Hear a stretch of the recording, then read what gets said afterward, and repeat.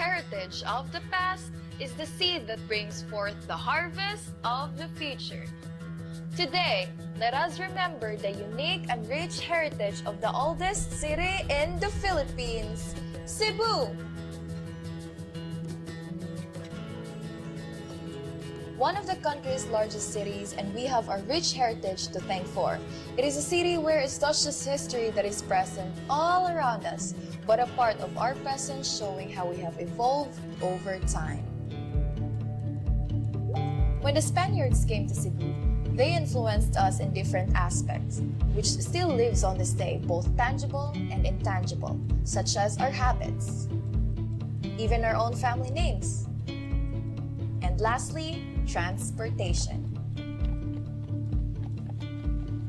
Then the American colonialism happened and improved the literacy through the introduction of the American system of education and established a unique architecture, our democracy, and the universal language, English. Our past made us stronger and it built our distinct character layer by layer.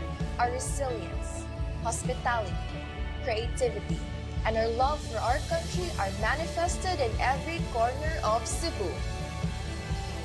From the Spanish to the American rule, this blend of Asian and Western heritages makes Cebu unique and is how it is today.